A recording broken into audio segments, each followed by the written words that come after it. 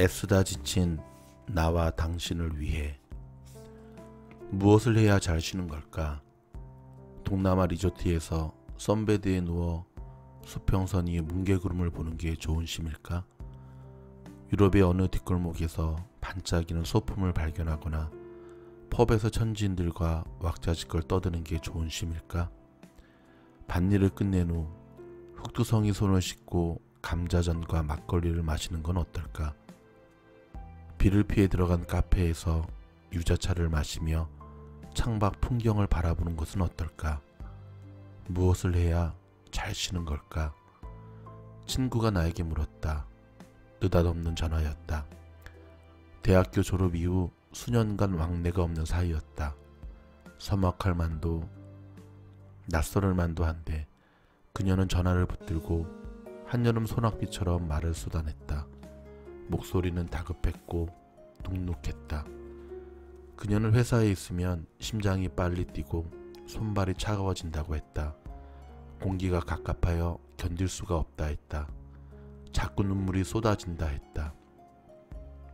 방금 들은 업무 이야기를 잊어버려서 허둥지둥하는 자신이 싫다 했다.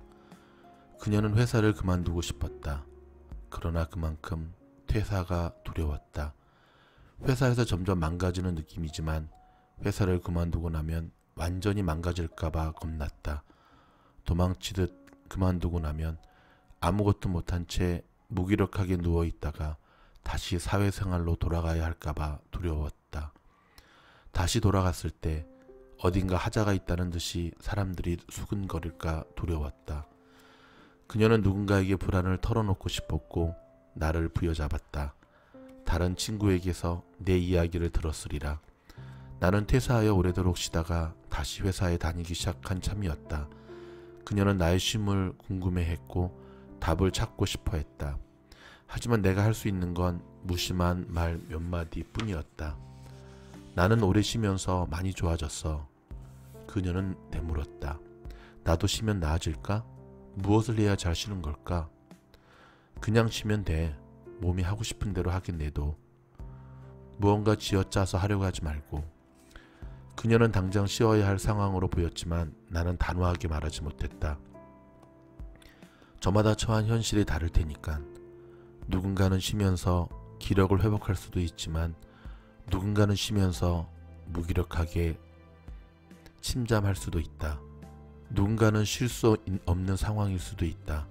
아이를 키워야 한다든가 부모를 부양해야 한다든가 러시앤캐시에 몇 천만원 빚이 있다든지 일이 주는 즐거움이 너무 크다든지.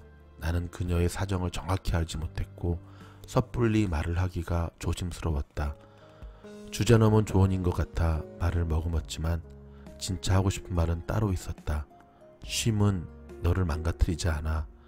너를 망가뜨리는 건 너의 불안과 강박과 긴장일 뿐이야. 머리가 시키는 거 하지 말고 몸이 원하는 거를 해. 몸한테 쉴 시간을 줘. 그냥 쉬면 돼. 부디 애쓰지 마. 어쩌면 이 책은 친구의 질문에 대한 긴 대답일 수도 있겠다. 무엇을 해야 잘 쉬는 걸까? 라는 질문에 대해서는 여전히 답할 수 없다. 쉼의 모습은 다 다르고 즐거움의 형상도 저마다 다르다. 다만 어떻게 해야 잘 쉬는 것일까에 대한 나의 경험은 그녀에게 말해줄 수 있다. 잘 쉬려고 애쓰지 않는 마음. 무의미한 시간을 무의미하게 보내는 행동이 나에겐 정말 잘 쉬는 것이었다. 나 역시 그녀처럼 회사가 괴로워서 퇴사했다. 회사에 들어가기 전부터 어딘가 망가졌다는 느낌이었지만 회사 생활을 하며 완전히 망가진 것만 같았다. 사람과 눈을 마주치는 것이 두려웠고 눈을 마주치지 않으려는 나의 모습이 드러날까 두려웠다. 일을 할 때 항상 조바심이 났고 일을 하지 않을 때에도 무언가 해야 할 것만 같은 조바심이 들었다. 일하기 싫은 마음을 억누르느라 일에 쓸 정신이 부족했다. 세상에 온통 싫은 사람 두성이었고 그만큼 내가 싫었다. 우울했고 불안장애가 있었고 공황 발작이 일어났다.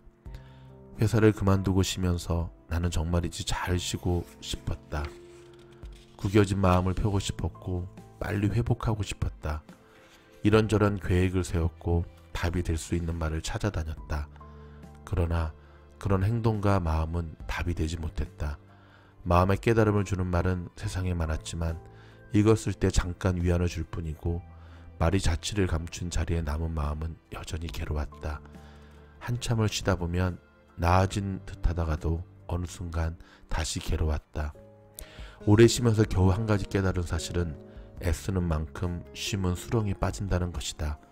돌이켜보면 마음의 많은 문제는 애쓰는 과정에서 생겨났다. 일을 더 잘하려고 스스로를 몰아붙이고 좋은 사람이려 사람들에게 웃음 짓고 잘 살아보겠다고 애쓰며 속이 썩어가는데 쉼마저도 잘 해보자고 애쓰고 있다니. 애쓰며 살아가는 마음가짐이 습관이 되고 관성이 되어서 어느 순간 애쓰지 않아도 될 쉼마저도 쥐어짜고 있었다. 그래서 그냥 쉬었다. 할 일 없이 시간을 보냈다. 오래도록 쉬었다. 그거는 애쓰며 살던 나의 관성에 대한 저항이었다. 애쓰지 않으려는 마음을 내 몸에 새기는 시간이었다. 그래서 나는 나아졌다고 친구에게 말할 수 있을까? 예전에 나는 괴로웠고 쉴 때도 괴로웠고 쉬고 난 이후에도 때때로 괴롭다. 괴로움의 정도는 덜하여졌지만 완전히 없어지지는 않았다. 그런 의미에서 보면 나는 나아지지 않았을지도 모른다. 다만 나는 더 나은 사람 대신 나와 더 친한 사람이 되었다. 지금의 나는 괴롭고 예민한 나를 그리 싫어하지 않는다. 오래도록 할 일 없이 쉬며 간신히 할 수 있게 된 말이 그게 나인 걸 어쩌라고 였다. 그 한마디를 몸으로 느끼는 데까지 참 오랜 시간이 걸렸다. 내가 싫어하던 나의 부분들과 내가 회피하고 싶었던 나의 감정들을 바라보고 고치려 노력해보고 다독이며 그것들이 나의 부분이라는 걸 알아갔다. 예전에 나는 어딘가 망가졌다고 생각했으나 나는 한 번도 망가진 적이 없었다. 나는 원래 그런 사람이었을 뿐이다. 내 스스로 절박하여 망친 인생이라고 생각하고 있었을 뿐이다. 천천히 쉬는 와중에 생각이나 문장이 몸에서 올라오는 순간이 있었다. 그 감정과 문장들이 모여 이 책이 되었다. 이 글들을 온전히 나의 것이라 할 수 있을지 잘 모르겠다. 많은 사람들의 말과 글이 나를 스치고 지나갔고 쉼의 과정을 통해 소화가 되어 나의 말이 되었다. 이를테면 심리상담사 이인숙 선생님의 말이 그러하다. 그녀는 나의 상담 선생님이고 나는 그녀와 오랜 시간 많은 이야기를 나누었다. 오래오래 쉬는 동안 스쳐 지나갔던 그 말들이 내 안에서 소화가 되고 몸에 녹아들어 나의 방식으로 문장이 되었다. 나는 내 몸에서 나온 나의 말과 그녀가 나에게 심어준 말을 구분할 수 없다. 결과적으로 이것을 나의 글이라 하지만 출발은 여러 사람에게서 나왔을 것이다. 그 문장들을 대표하여 심리상담사 이인숙 선생님에게 감사를 전한다. 괴로웠던 나와 괴로운 나의 친구 사이에 있는 누군가를 생각한다. 애쓰며 살아가는 사람들, 애쓰는 것이 괴롭지만 여전히 애쓰는 사람들, 힘들지만 아무렇지 않은 척 표정을 만드는 사람들, 망가질까 두려워 제대로 쉬지도 못하는 사람들, 쉼에 있어서도 잘 쉬어야 한다는 강박에 애쓰는 사람들, 이 글을 읽는 당신이 그러할까? 지금 애써서 괴롭다면 쉬었으면 좋겠다. 퇴사일지, 휴가일지, 주말일지, 한두 시간의 쉼일지라도 알 수 없으나 쉼을 부디 쉼으로 즐겼으면 좋겠다. 잘 쉬어야 할 것 같은 강박에서 벗어나 그저 애쓰지 않는 시간이었으면 좋겠다. 나는 당신이었으면 좋겠다. 부장이니 어머니니 친구이니 연인이니 하는 호칭에 당신이 가려지지 않았으면 좋겠다. 더 나은 직급이나 더 나은 연봉을 위해 더 나은 무엇이 되기 위해 무리하게 애쓰지 않았으면 좋겠다. 대신 당신이 좋아하는 소고기를 먹었으면 좋겠다. 소고기가 싫다면 고추 바사삭도 좋겠다. 당신이 좋아하는 영화를 봤으면 좋겠다. 당신이 좋아하는 사람을 만났으면 좋겠다. 당신이 당신의 욕망에 가까운 사람이 되었으면 좋겠다. 당신이 당신이기 위해 애쓸 필요는 없다. 당신이 원하는 걸 당신의 쉬는 시간에 채워 넣으면 된다. 아무것도 원하지 않는다면 그냥 편히 쉬면 된다.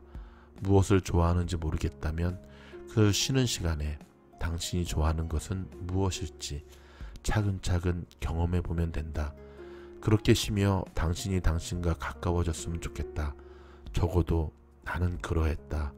아, 그러고 보니 쉬는 방법에는 독서도 있다. 이 책을 사서 읽으면 나도 조금은 좋겠다. 잘 자요. 굿나잇.